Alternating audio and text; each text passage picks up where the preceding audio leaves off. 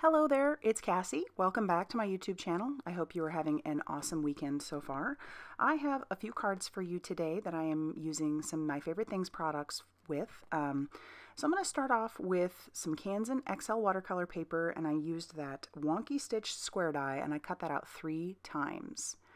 I'm going to use some milled lavender Distress Oxide ink. This is such a light color, but it's so beautiful. This is one of the Distress Oxides that I got for Christmas, and it's hard to see it on camera right now, but it is subtle and it is beautiful.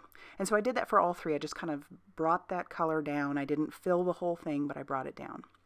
And now I'm going to do the same thing with some Seedless Preserves Distress Oxide inks. And I am using the Snow Flurry stencil from My Favorite Things as well. I don't want this to be too dark, that's why I was checking it. I could have made that really, really dark, but I wanted it to be sort of subtle on the background. And I'll do that once again for all 3. And when I'm done with all 3, I'm going to put those in my rendition of a splatter box. And I'm using this sheer Shimmer Spritz spray. And I will try and link that down below. It's Frost is what it is. And I just spritzed that a couple times, and it gives so much shine. It's hard to see on camera, but in real life it's really shiny and super pretty. And so I did that for that 3rd one as well. For my stamping, I have put my Express It cardstock into my Mini Misty, and I'm going to use some Memento Tuxedo Black ink because I plan to do some Copic coloring. For my stamp set, I am using the Warm and Feathered Hugs. This is a Stacy Yakula stamp set. She's fairly new to My Favorite Things, but I am in love with her style. So far she has 3 bird sets out, and I had to get all 3. They're just so darn cute. And these little owls are, I could not wait to ink them up and color them. So cute. So I stamped those out a couple times using that Memento Tuxedo Black ink.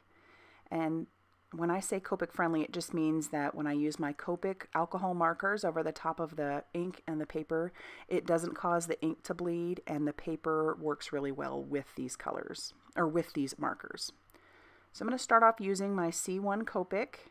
I chose the cool colors, the C's, because the cardstock that I chose they were all very cool toned, and I wanted to just kind of stick with that cool tone color. So I ended up just using all cool colors. So I'll start off with my C1, and then I start doing my same sort of shading that I always do, using my C3 and then moving on to my C5. So I did a shout out the other day for my sweet niece Elena, and she was sweet and she watched the video from what I understand. And so now I want to do a shout out for my adorable little niece Ava. I think she's watching today too, so I just want to say, hey Ava, I heard that you have been reading the book that Uncle Jim and I got you for Christmas, and just keep it up. Your mom says you're doing a wonderful job. So, hey Ava, love you girl. So now back to my coloring. I am doing the shading, like I said, like I normally do. There is nothing really special to the shading. I'm just kind of sticking the darks down where I think that the darkest shades would be, and then I'll blend that out with the next lightest color to get a good smooth blend. And these are smaller images, so you don't have to go too crazy with your shadowing. I probably could have gotten away with just 2 colors, but I decided, since I didn't go too crazy with the other colors, like the actual, other colors that I used, I wanted to do a little bit more blending with the color of his little feathers. And I don't know if there are gray owls out there, but yeah, anyway, that's the fun of coloring the owls that are wearing little scarves and hats. You can do whatever you want, whatever makes you happy. You could color them. I think I've seen some pink ones. Some people have colored blue ones. You could do whatever you want. But like I said, I stuck with the gray. So I'll finish out all that blending, and then I'm going to move on to coloring his little beaks. I didn't put the color up on the screen, but that is the YR23 color. And now on to coloring their scarves and hats. My poor pup is coughing in the background. I am using the YG03 and I'm using RV55 and B45. And I didn't, because it's such a small area, I didn't use other colors. I decided that it wasn't necessary to blend those out or add shadowing or highlights to those.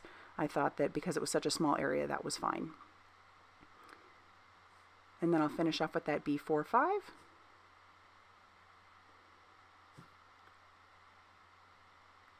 And then I will move on to coloring his little sled. Oh, his cheeks first. So I use, like I always do for the blush of the cheeks, I used R20.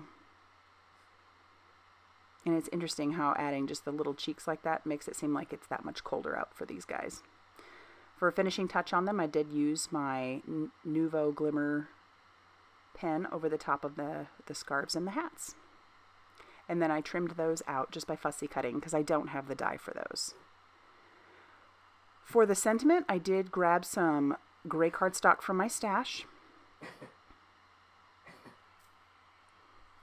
And I am going to stamp those out using Versamark ink.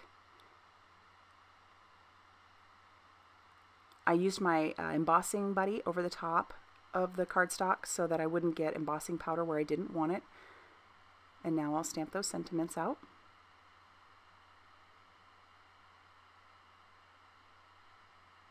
And I'm trying to give a little bit of spacing because I plan to use a die over the top of these three, because clearly my stamping isn't straight, and if I just tried to cut those out, it would be very wonky. Now I'm covering that with the fine detail embossing powder that I have. I'll tap that off, making sure that I don't have powder where I don't want it. And then I will grab out my heat tool and I will run that over the top until the embossing powder is smooth and melted. To cut out each of my sentiments, I am using the Essential Slanted Sentiments die. I am taping that down with just a little bit of washi tape, and I'm going to do that on both ends because, you know, if you've gone to this much effort to stamp and emboss, you want to make sure that your die isn't going to move. So I'm running that through my Sizzix Sidekick, which you all know is like, it's my baby. I always have it on my desk. And I did that with all three. So when I started assembling these cards, it just felt like the backgrounds were, I needed more. So I decided to take that gray background that I had, or the gray cardstock, and I'm going to put that stencil that I used earlier. I'm just going to stick that over the top. And I'm going to grab some white pigment ink that I have. This is actually from Simon Says Stamp. I'm pretty sure My Favorite Things has some as well. But this is what I have, so this is what I'm using. And I'm just using one of my mini ink blending tools over the top of it. I have a specific sponge just for the white, and I am just going to put that all over the top. And I do that for all three. And I really end up liking the texture that it ends up giving to the card itself. It did need something, and so I'm glad that I ended up doing that. I'm going to use some liquid glue to adhere everything down, and I'm using my grid mat, my glass mat, to line everything up, making sure that things are as straight as possible. Well, for me anyway. And then I'll use that same liquid glue on my square panels, and I'll line those up as well. And I'm going to do the same thing for all three. And when I've decided which sentiments and which owls I want on which card, I do use some Scotch foam tape on the back of the sentiments and the owls. And then I just line those up and pop those babies on. And I do that for all three. And when I think I'm done, it would have been smarter to put these inside my mini Misty, but I grabbed the coordinating stamp, and I stamped those on the inside using the Hickory Smoke Distress Oxide ink. Like I said, it probably would have been smarter to just stick those inside my mini Misty after all that work, but it ended up being okay. They're cute.